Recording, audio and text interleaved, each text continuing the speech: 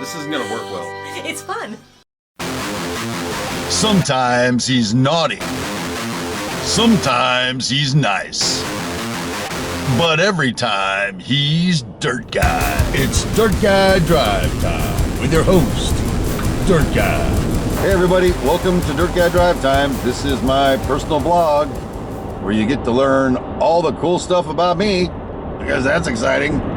We all want to hang out with Steve because he's so exciting. Well, today is one of those days that reminds me of why I took a break from making these videos on the way home. It's not because I don't enjoy the videos, and the community aspect of it, but there comes a point where I just don't think I need to get on the camera and just wham to my studio audience. But you know, if it's going to be a vlog, then I guess we get the good, the bad, the ugly, and the slightly twisted on a near daily basis. So let me tell you what's going on. I was very excited that over the weekend I finally got my ridiculous drywall subcontractor to put texture on the walls on the 4th floor of my big hotel. Those of you guys who saw the little video clip I uploaded, the one that's on the left as it's going from left to right, that big one, that's the one I directly oversee. Got that whole 4th floor textured, and it was all awesome. And then the owner asked me, he goes, hey, did you texture any of the rooms yet? I said, well, hell yeah, boss. 4th floor, nailed it. He's like, you know you're supposed to get the texture approved by the owner before you do it. No, I didn't know that. Didn't know it at all. And actually, we went through and I looked on the plans, and right there on the freaking plans, it says use this finish or this finish, but make a mock-up for approval by the owner before you install it. We didn't do that. I didn't even know it was a thing to do that. It's one detail on one sheet of all the bajillion details that I pour through every day. I never saw it. I don't know. So today I asked the drywall subcontractor, I said, dude, how come you didn't submit on this? He goes, oh man, I know I should have, huh? I'm like, you're damn right you should have. Why am I doing your job?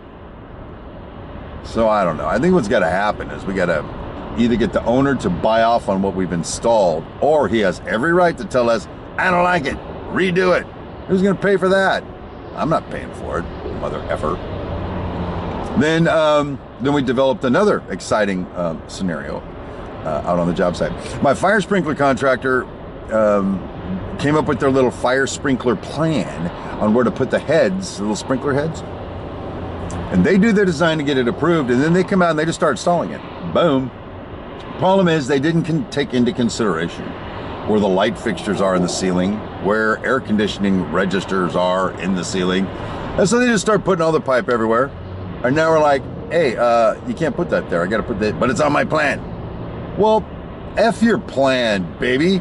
You had all these other plans available. Why'd you install it like that? And so they wouldn't do anything about it. We kept telling them, come do something. And so I finally just told my electricians, tell you what, if a fixture goes there, unscrew their strap, move their pipe over, screw it back down, put your shit in. That's what I told them. And I told the sprinkler contractor, that's what I'm doing. And the sprinkler contractor ignored me until now we've got drywall up in those rooms. And they're like, hey, you guys screwed up our stuff and we want to get paid to fix it. So you're not getting paid to fix shit, bro. You need to get out here and rework your work to make it comply with the rest of the building, dumbass. And I'm telling you, it's the day I'm having today. This may or may not be one of my more popular videos. I don't know. And then I've got 25 windows on the 4th floor that were framed according to the plans we have. They were framed 7 feet by 4 feet. Boom, done. Windows show up. Windows are smaller than the openings. Do some research. Discover that we had the building framed all the way through the roof with the towers being built, and then the owner picked the window he wanted to use, and the window cannot be custom made. The window is its size. And nobody caught the fact that the rough openings that we framed didn't match the windows. My framer wants 11 grand to go fix that. I don't know, I think I'm having a day where some of this stuff, I feel like I could have caught it, I should have caught it. I mean, I do some pretty super duper stuff, frankly. Matter of fact, I'm talking to you way later in my drive than normal, way later, because I was on a conference call at, like, when I left the job, and then there was a follow-up call after that one. And calling on the super duper powers. They're calling on my powers. And so I kind of felt a little pumped up from that, but then I got off the phone with them, and I just thinking about my own damn job. And then here's the capper. Here's what really sucked the noodles out of my strudel today. Hey, I think the jokes are starting to kick in. The noodle out of my strudel. This job is supposed to be turned over. I'm supposed to be able to check out September 15th, 2020. Boom, baby. Ain't driving this drive anymore. Except the owners delayed the approval of some cabinets and junk that have a really long lead time. Finally, we just released them. That's A. B, the owner wanted to save himself a bunch of money by redesigning like all the water, how the fire water gets into the building and on the site. And by doing so, cost us about 6 months. So I had to build the building, and now I can't put power to the building because all the scaffolding's in the bank. You add those two delays together, and we were talking about today, it pushes this job out to like March or April of 2021. 6 months more of this drive. And so then I started having this feeling today. I was going over with my team. I'm like, you know what? We have been dealing with a screwed up foundation slab, a screwed up framing guy, lack of manpower, always pushing, problem solving, figuring this out, figuring that out. I said, why the hell have we been working so hard when we're just going to lose 6 damn months anyway? It just kind of takes the steam out a little bit. Anyway, I don't know. I'm sorry. This is where I'm at right now. It's called a vlog for a reason, I guess.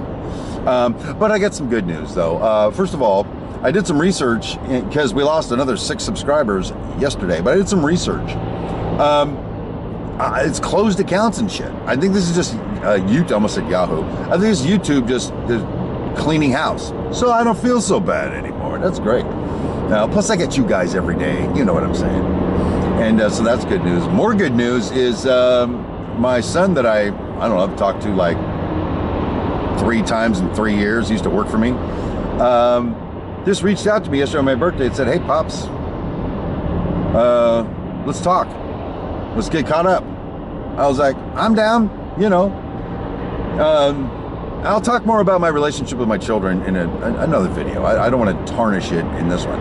But so anyway, I gave him my work phone number so he could call me on the way home from work yesterday. We talked for a while. It was kind of cool hanging out with a little guy. Well, he's not a little guy. He was he was a little guy when he was a little guy, but he's a big little guy now. He got like 500 kids now. He's a grown up. So anyway, that's a ray of sunshine. The best part of my day is going to occur in about 30 minutes when I land at that house and see that beautiful wife of mine, and she plants one on me, baby. Plant it! Oh, now I'm starting to get a little pumped up. And I'm gonna kiss the wife. I have some beers. I'm gonna respond to some of your comments. Anyway, wah. That's it. That's all I got. You know, maybe tomorrow will be a better day. I'll have something better to talk about. But until then, my name is Steve Brown, and go to college so you don't have to be in construction.